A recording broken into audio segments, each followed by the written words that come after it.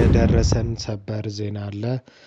በአሜሪካና በቻይና መካከል ባለው የትሬድ ዋር ወይም ደግሞ የንግድ ጦርነት በተመለከተ ቻይናና አሜሪካ በጠረጴዛ ዙሪያ ሊነጋገሩ እንደሆነ ተሰምቷል። ይህም ደግሞ ቻይና በተለየ አቀራረብ ለኔጎሽቲንግ ቴብል ጥያቄ ማቅረቧን ተከትሎ ነው።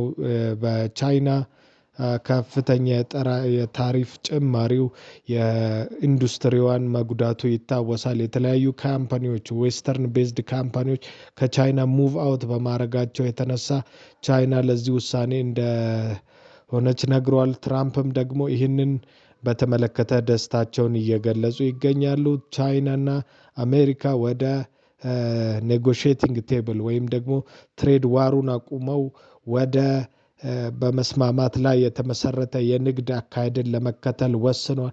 ይሄ ለአሜሪካና ለቻይና ብቻ ሳይሆን በአካባቢው ላሉት ሀገራት ለሰርድ ፓርቲዎች ሁሉ ለስቶክ መልካም ዜና ነው። ይህንን ተከትሎ የተለያዩ ሀገራት ደስታቸውን እየገለጹ ይገኛሉ። ምክንያቱም የንግድ ጦርነቱ አሜሪካና ቻይናን ብቻ ሳይሆን ሌሎች ሀገሮችንም ኢፌክት እያደረገ እንደሆነ ስለሚነገር ይሄ ብቻ ሳይሆን በተጨማሪ ቻይና ወደ አሜሪካ በምትልክበት ጊዜ ይሄ የትሬድ ዋሩ ሺፖች የተለያዩ መርከቦች ወደ አሜሪካ ቀረጡን በመፍራት ወደ ቻይና እየተመለሱ እንደሆነ መዘገባችን ይታወሳል። ስለዚህ ይህን ተከትሎ ነው እንግዲህ የቻይና ውሳኔ የመጣው። ውድ ተመልካቾቻችን በቻይናና በአሜሪካ የሚካሄዱ ውይይቶችን በተመለከተ በዚህ ቻናል መስማት ትችላላችሁ።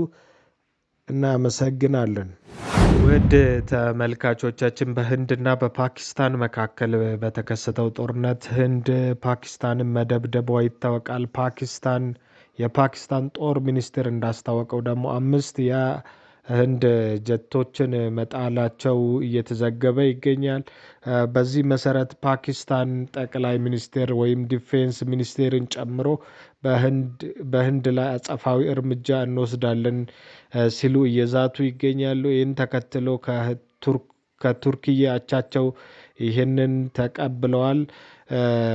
ከቱርክ ሚኒስቴር ለፓኪስታን ድጋፋቸው እንደገለጹ እየተነገረ ይገኛል። የአሜሪካው ፕሬዝዳንት ደግሞ ሁኔታውን ሲያብራሩ ሼም ነው በማለት ነገሩን ትክክል እንዳልሆነ እያብራሩ ይገኛሉ። ስለዚህ ማርኮ ሩቢዮ ወደ ጠረጴዛ ዙሪያ እንዲመጡ እየተነጋገሩ ይገኛሉ። እንግዲህ እንደሚታወቀው መነሻው በካሽሚር ግዛት የቱሪስቶች መገደልን ተከትሎ ህንዶች ፓኪስታኖች የሽብር ቡድን ነው ብለው ሲገልጹ የሽብር ቡድኑ ደግሞ ቤዝ ያደረገው ፓኪስታን ውስጥ ነው በማለት ህንዶች ፓኪስታኖችን ይወቅሳሉ። ይህንን በተመለከተ ፓኪስታናውያን ደግሞ እኛ አይደለንም በሚል ስትሮንግ ዲናያል ሴንስ ውስጥ እንዳሉ ይታወቃል። ስለዚህ በህንድና በፓኪስታን በሚደረጉ ጦርነቶች የሚሊተሪ ዋር ፉል ፍሮንት እንዳይቀየር እየተፈራ ነው። የተለያዩ ሀገራት ደግሞ ሁኔታው እንዲረግብ እየጣሩ ይገኛሉ። የስፓኒሽ ጠቅላይ ሚኒስቴርም ጨምሮ ይህንን ሀሳብ እየደገፉ ይገኛሉ። ውድ ተመልካቾቻችን ፈወር የአሜሪካው ፕሬዝዳንት የ100 ቀን ስኬቶቻቸው ማክበሩ ይታወቃል። የነሱ የስኬት ተመን በ100 ቀን ውስጥ እየተገመገመ ይገኛል። በዚህ ቀን ምን አሳኩ የሚለውን ብዙ ሰዎችን ሚሊዮን ሰዎችን ዲፖርት እንዳረጉ ይነገራል። ከዚህም በተጨማሪ የተሻሻለ መተግበራቸው ይታወሳል። እነዚህም ኢሚግሬሽን ውስጥ ራሱ ሰልፍ ዲፖርት ለሚያደርግ $1,000 አሜሪካዊ ፕሬዝዳንት እያደሉ ይገኛሉ። የዚህም ተጠቃሚ ለመሆን አፑ ላይ ሬጅስተር ያርጉ የሚል መልእክት በስፋት እያጋሩ ይገኛሉ።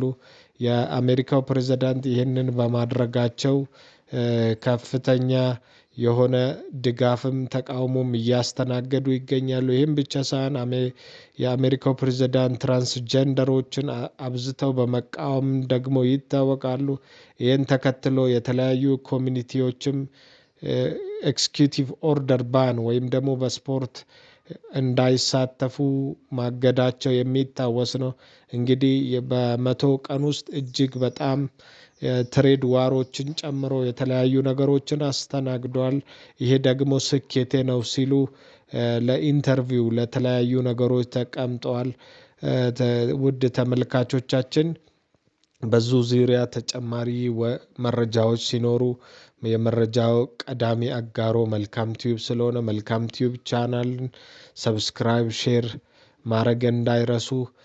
አዳዲስ መረጃዎች ሲኖሩ ይህንን ቲዩብ ይከታተሉ።